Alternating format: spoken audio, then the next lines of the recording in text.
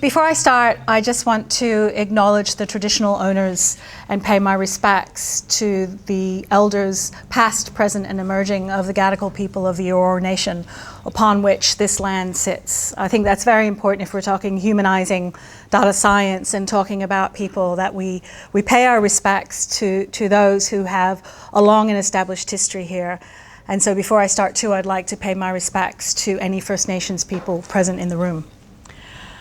So I'm going to talk about humanizing data science, and I'm really delighted to be invited to do so and to see so many of my former students in the audience who themselves are very human data scientists. So I talk a lot about keeping the human in the data scientist, and I want to tonight just give you a flavor of some of the reasons this is a really critical issue, particularly in light of the points that were raised in the first part of tonight, around all the legal obligations. And in fact, the question started to flag exactly why it is that it's important for us to be thinking not just about what we can do with technology, but what we ought to be doing with these amazing superpowers that we have in data science. So I'm speaking tonight not just as an educator of data scientists, having worked and developed the program of the Master of Data Science and Innovation at UTS when I was the director, but I'm also speaking as an ethicist. I've worked in information ethics and data ethics now, and so the meeting at New South Wales Parliament is the first thought leaders the first AI Thought Leaders Summit that has been called by New South Wales Government to create the New South Wales Roadmap for AI. So I'm really honoured that I was asked because I am an ethicist. So I think that says something about our state. So to start, obviously when we talk AI, a lot of times there's fear, but also fascination about this rise of the machines and the different ways that technologies have these amazing seductive powers. And I love science fiction and looking as a social informaticist. As a social informaticist, I look a lot at technologies in an historical context and also in science fiction, because science fiction tells us a lot about our imaginings as a society. And The Terminator is one of those classic illustrations where on the one hand it is a bit dystopic, but you can also see some of those glimmers of utopia in there. And I want to flag some of that later on in the key phrases or the key themes I want to give you. Luciana Floridi, who at the moment is a very active scholar in the area of AI ethics, started as an information ethicist, as many of us did before we were talking actively in terms of the spheres of data science and AI. And in 2007, when he was putting some work together for the UN on the issues of the internet and ways to deal with the new information societies that were emerging, he had this label info.org to describe all of us humans. If we live in the infosphere, which all of us do, we are existing as information organisms. So that's not to say that we don't have human form, but so much of what we do in the digital space is making us into some sort of digital avatars and digital representations. And many of us probably do. Maybe I can ask that question. How many people spend more time connected in a day than they spend sleeping? I mean, I'd be very disappointed if it was the other way around. I mean, sometimes when I speak at a humanist conference, it's the other way around, because people are deliberately disconnecting, and that's an important thing to flag as well. When we talk about the rise of the machines, the other thing that comes up often is, well, are we at a point where we can start to code human values and ethics into AI? And that is obviously an aspiration that exists out there. I'm one of the directors of a not-for-profit called Ethical AI, and that is in part something that we aspire to. But I also recognize as an ethicist that there's only so far that you can take tech, and there's only so far that you can take the coding. And one reason for that is, we were just having a conversation in the break about the philosophical bases, so thinking ethics, big scale. And I'll go right back to one of the early philosophical influencers on the issues of ethics, Aristotle, where he says that the good of a human being relates to being human. So that's one thing to think about, is what does it mean to be human? And here's a direct quote in translation: all knowledge and every pursuit aims at some good, but what then do we mean by the good? And therein lies the rub, because I don't think that often people working in data science or people designing AI or working with AI are deliberately setting out to be evil. But we think we're doing good, but good for whom, and how is good measured? And how are we reflecting on whether or not good has changed? So that's something that I want to put out there as a scene setter. Because what that means is we're having to think about what it means to be ethical. The ought tos as opposed to can dos. And really, what does it mean to be human? So I think it's interesting that we're at a point in time where we have these amazing technologies that enable us to do incredible computational work. But at the same time, we're seeing society start to fall apart because we are asking ourselves questions about what are our values as humans? What are our values and how do we pay respect to one another? Do we want to pay respect to one another? So I think those are not accidentally co-located. So I think these tensions exist for a reason, but it's also not the first time this has happened, and that's something that I want to flag to you. So a colleague of mine, David Levy, who worked for a long time in Xerox PARC and then became an academic, spoke in 2007 about something he called contemplative scholarship. And he's an information ethicist as well. And I've always liked this quote from him. And he was talking at that point about some of the amazing tools that were being used to enable scholarship to take advantage of some of the new technologies in 2007, so more than 10 years ago. Just imagine how many tools there are now. But that idea that we are losing the time to look and to think. So we are losing, in a sense, our human talents, our human cognitive capacities, at the very moment that we are developing computational tools that are making it easier for us to understand and find and locate and process information. And that's problematic. So this is the basis for the work that I've been engaged in for the last few decades, not just as an educator, but as a scholar and as an activist, thinking about the different ways that we can critique what I refer to as the invisible work of algorithms and the invisible work of data science practices. And in social informatics, when we talk invisible work, we're referring to shadow work or articulation work. And that's the work that has to get done to make the work that counts actually possible. So for instance, today, so Patricia came in having worked the registration desk, and I really love that you acknowledged all the work that has to happen, and Pash as well, to see without that, people would not be able to get in. Without having that pass, that access code, this could not happen. But does that get counted? You know, is that recognized as much as being a speaker in front of the room? That is shadow work. And just like an iceberg, where the biggest part of an iceberg is beneath the waterline, shadow work is often, as represented here, much bigger and much more complex than the work that is in front of the stage. So anyone who's worked in performance thinks about that as well. You have the performers in the front, but how much work has to happen? All this recording that's happening, all this invisible work.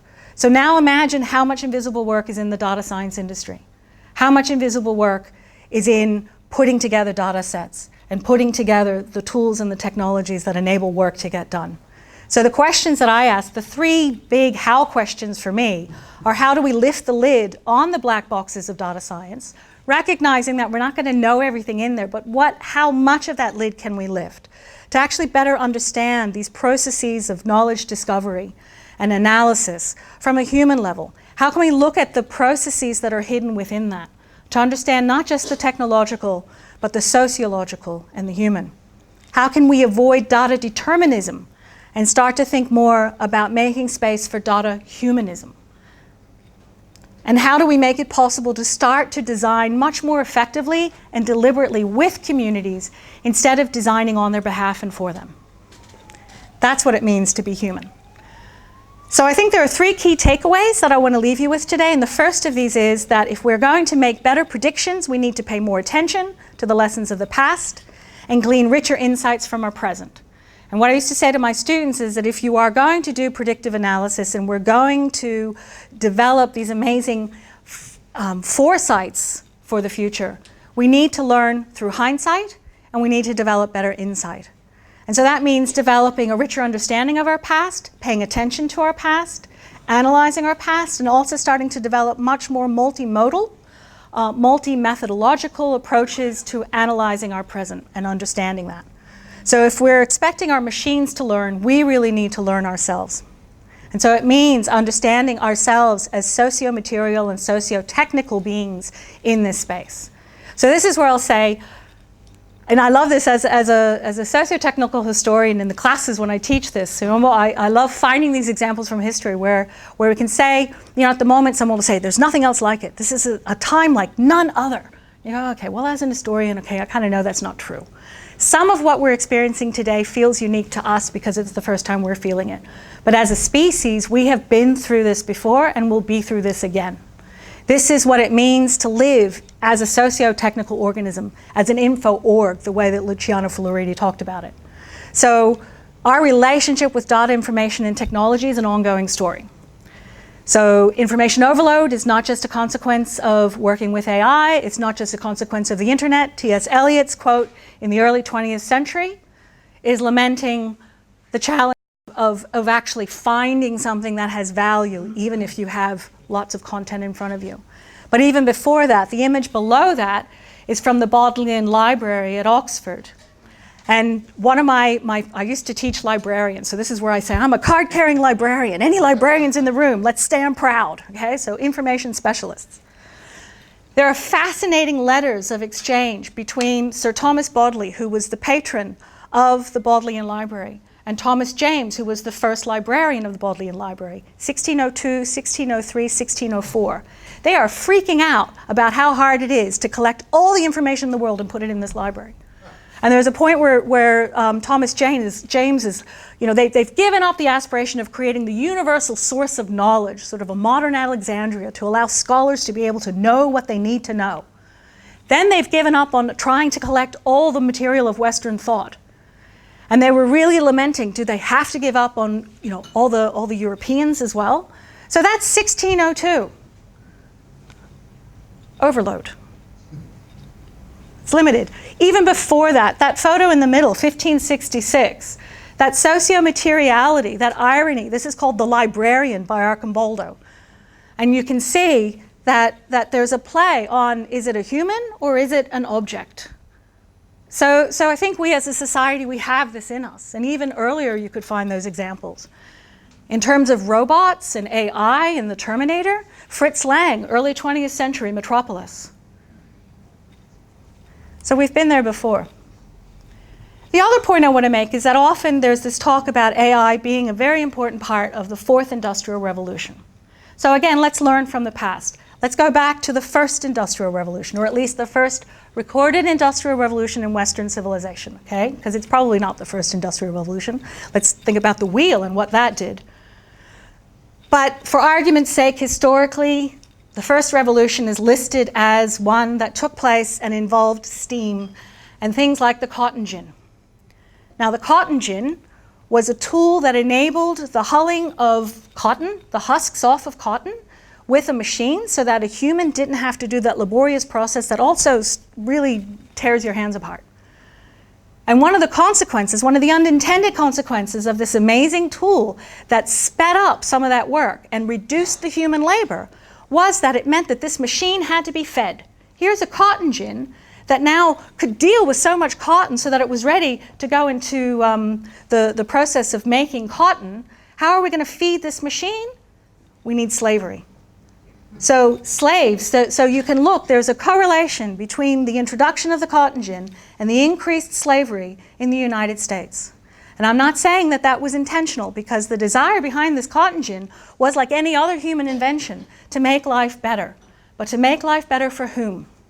And that image kind of shows it. There were certain sectors of society that obviously benefited, and there's a whole social fabric that emerged around that. And then all that invisible work, all that articulation work that had to happen to feed that machine. So now let's fast forward to the fourth industrial revolution in AI. And the scene you have there is a data sweatshop in India. And a group of women who are doing nothing all day but typing labels for images to feed to the AI machine. Now, that doesn't seem like the future of work, the way that people are talking about it, and the way that people will probably talk about it at Parliament when I'm talking on Friday.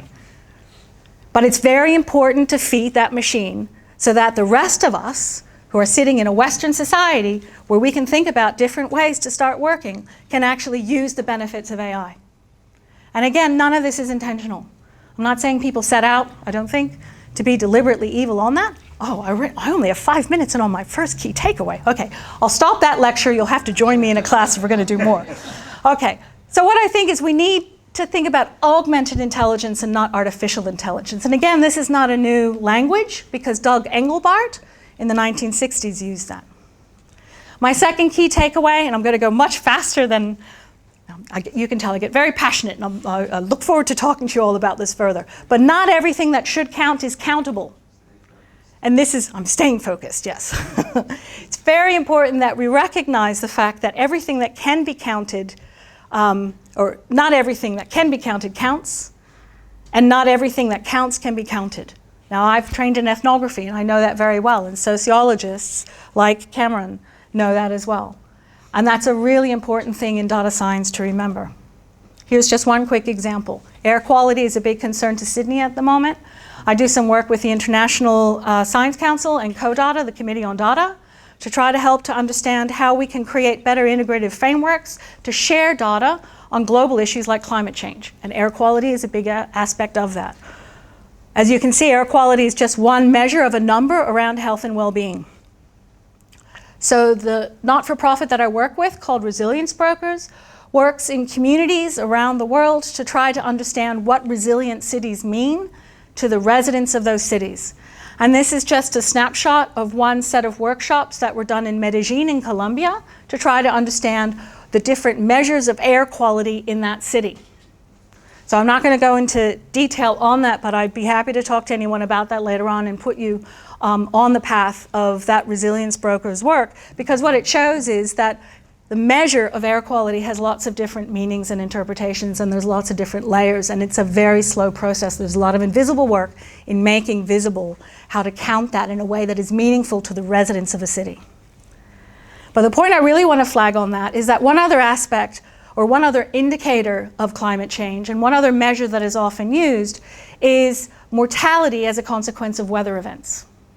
And in that, so these are documents that all outline the process in a very appropriate way. Fantastic. So my immediate associate, Kirsty, would love the data in here. She would love the way that they're working with the statistical thinking. You cannot fault it.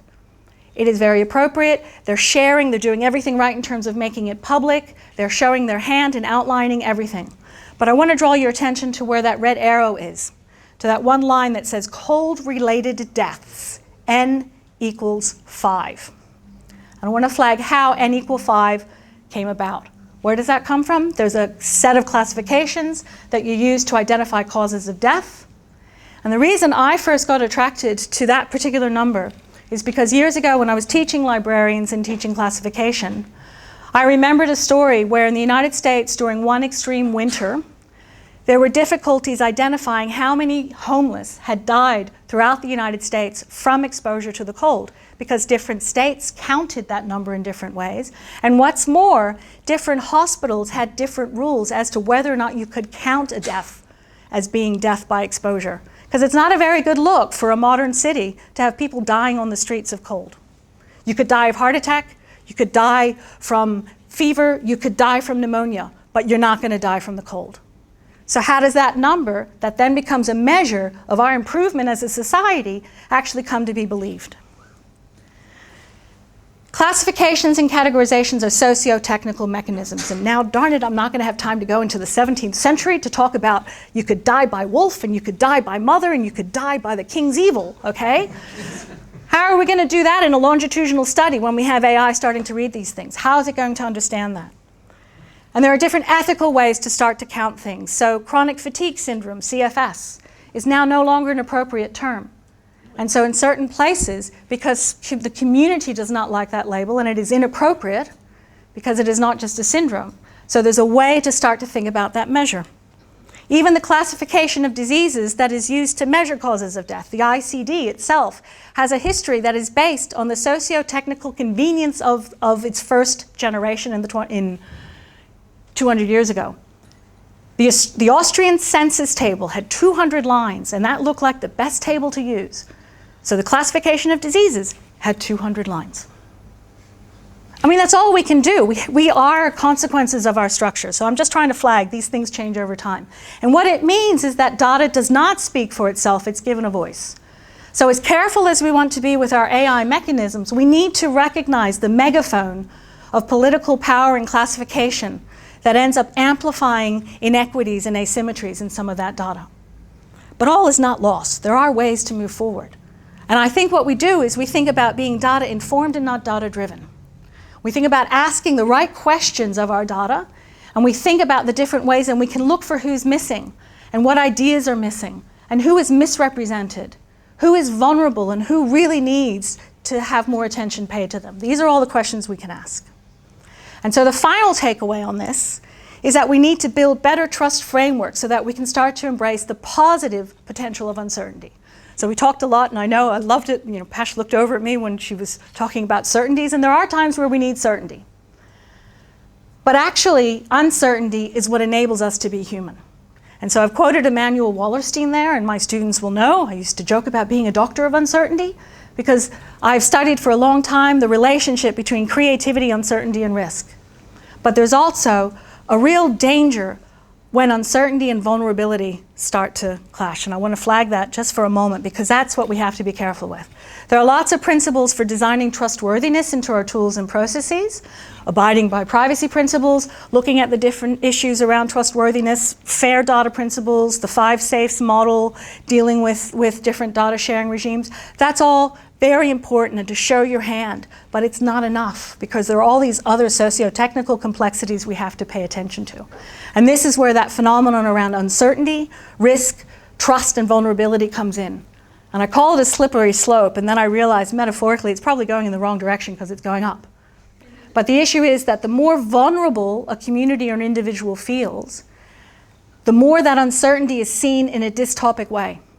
The more that uncertainty is to be feared rather than to be enjoyed. So you have to think about how vulnerable a community or an individual is, and therefore how much more you have to be careful to not just be trustworthy, but to demonstrate trustworthiness. To close, what it takes is an infrastructure. In the same way that it takes a village to raise a child, it takes an infrastructure to raise an AI, and to raise this socio-technical system in a way that allows us to use the best of technology and the best of being human. It means understanding things in an ecological context. It means understanding that we need to be remaining alert to what are called in social informatics the excluded actors.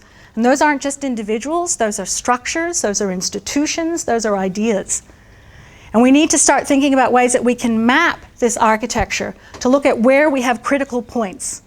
And when we start doing that, we backward chain, we learn from the lessons of our past, we analyze more richly our present, and it develops the capacity to possibly understand our futures in a much richer way. But it is a technical infrastructure as well as a human infrastructure. It's a physical one as well as a social. It is visible and it is invisible. So what we need to do is be more human as data scientists. And these 3 items flagged on the side, these are the mantra. This is the badge of honor for all the MDSI students who have graduated through the program that I designed, because these are what I think 3 critical aspects of ensuring that when you're working with technologies as a human in that loop, you take those responsibilities seriously. You're not just working with the data, you're not just the computer says no. You are taking seriously the responsibilities to be human. So in closing, humanizing data science, I think, means making personal data legible, so building a lot on what was said in the first talk, and thinking about how you educate. That was such a great conversation right at the end, how you educate not just the professionals, but the community to take responsibility. How we create more effective mechanisms for feedback so that we can have ongoing conversations as we learn the lessons of our past and our present, and how we hold data stewards more accountable for these things, and then make it possible to be delightfully human. Thank you.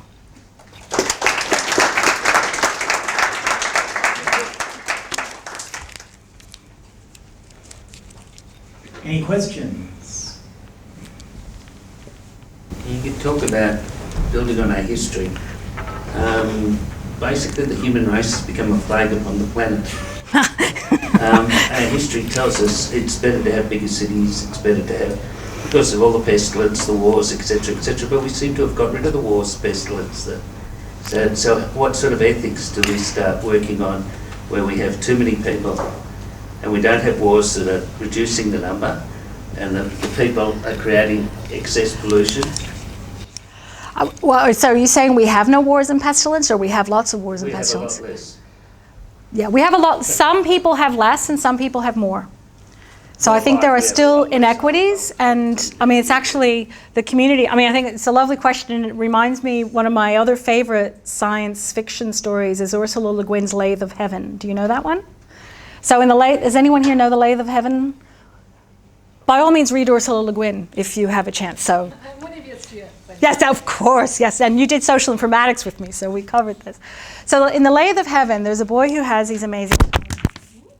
Right. See, I told you, the machines don't like it when I talk. Is that still working? In the Lathe of Heaven, this young boy has these amazing powers that whatever he wishes comes true. And he's worried about the world because the environment is falling apart. The place where he lives, it's raining all the time. And he knows people are sad. What if it stopped raining? So it stops raining, there's drought. Now drought, we can't feed people, so all of a sudden there's greater population. Then his next wish starts to lead to death. And so basically the idea is that no matter what you do, and that's this idea of unintended consequences. I think the joke has often been that if AI had to think about what it would need to do to save the world, it would get rid of humans. Yeah, I mean the world would be different. I qualify. Yeah. Australia's managed near zero population growth. Yeah. Once we bring people into this country, basically you look at the rest of the world, and it is a serious problem. And more of a percentage of them are living longer lives because of the medicine that we're giving them. Yeah. And what are we going to do? Our old concept of more people is good is not right anymore. We need to limit the number of people because we have a real problem. Well, so this group, Resilience Brokers, that I'm a part of, is actually trying to explore this idea of resilience and what it means in different contexts. So in certain parts of the world where a city, when you're in a large urban area, the population is an issue. Whereas some of the people that I worked with a few months ago in Resilience Brokers, they come from very small regional agricultural areas where they need more people in those spaces.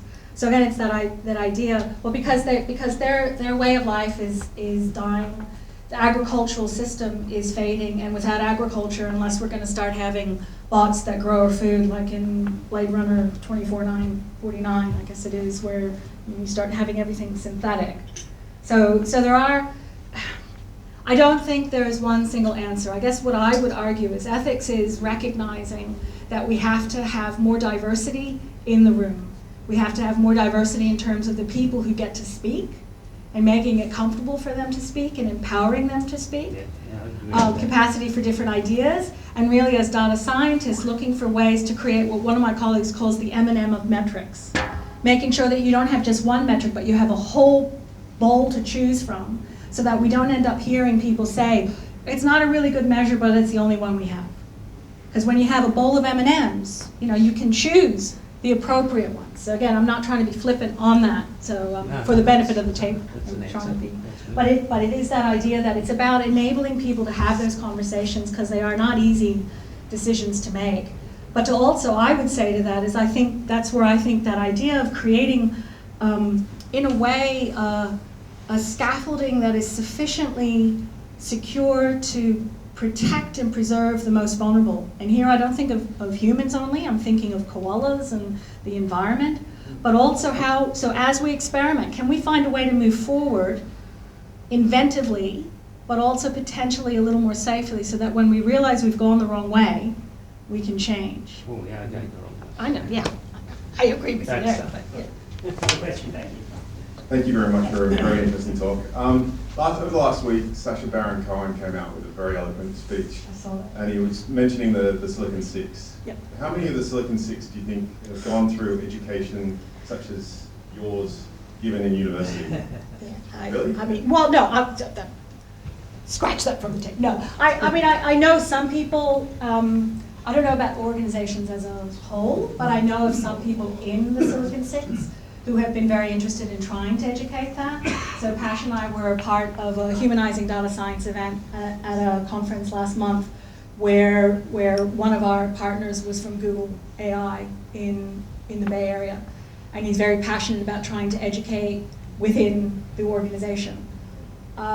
I think as in any organization, anyone who's in a large organization knows that what one hand seeks to do, others don't necessarily. So I think that's one reason. I think that, again, as a community, that idea of taking these ethical responsibilities, and as you were saying in the opening session, Pash, is to speak up and to start to feel empowered to say, well, you know what? This is actually inappropriate. And I think one of the concerns I have in a lot of those larger tech companies is that there isn't enough socio-technical education.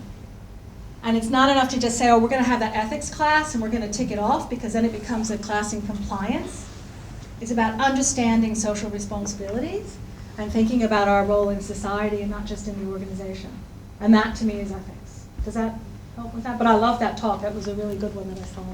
So that leads me to my question, which is, you're addressing data scientists, but they're just employees of larger conglomerates. Yeah. And how do they have any power at all in influencing? Well, I think the you're app? great influencers. So again, I would never say just an employee. So I recognize, and I can remember with my students, some of us, in DSI, we used to have these debates a lot, because there comes a point, and I should say too, I worked as a US diplomat for a while. Really? Oh, yeah. There's a reason I'm not a US diplomat anymore, and it was many decades ago. But the point was that I joined because I thought I could change. My parents were refugees from Central Europe, and to me it was very important to be able to take that insight into an organization, into a government that I felt needed some of that. And for a while I was able to affect change. I was in charge of Iranian migration and refugees issue in Switzerland for a while. And having the insight as a refugee, or as the child of refugees, I'm so grateful at certain points I was there to make that decision and not someone else. But there came a point where I couldn't do it anymore because I was told I was too native, and I had to walk. And I think that is an issue. Everyone has a tipping point. Everyone realizes there's a point where you have sufficient voice, but also it's why I think organizations like this and meetups and being able to unify outside an organization and to build a trust framework so you can have those hard conversations and think about how do we strategically change this. And where I think data scientists can be influencers is in the storying of what the data means. And not just saying, oh, I'm going to do what you say and that's fine. I mean, I recognize we all have mortgages to pay and it gets important, it's important to do that. But to think about the different ways you can educate the general population and also the organization. It's a really, data science is playing a really critical role in a lot of places. But there is no single flavor data science, I don't think. And also, obviously, not every organization has the same level, I guess, of inside, how do I put this? In some cases you can speak to a different truth easier than in other organizations. And I will acknowledge that that is very hard, and I've sat in those situations myself. The one thing I'm very encouraged about is I have found here in New South Wales government, because I've done some things in the United States as well, and I'm still engaged internationally as well, I've been really positively encouraged by what I've seen in the state in terms of the capacity that we have as an industry to be able to speak to government and to try to speak to community. But ask me next week after the AI Summit, let's see, if they listen to me. So, because if it's all hot air, then I'm going to be deflated. But you've caught me on an optimistic day. Thank you very much, Theresa. Thank you. Hi, I'm Greg Perl from the Onset Group. I head up the data science and analytic area there.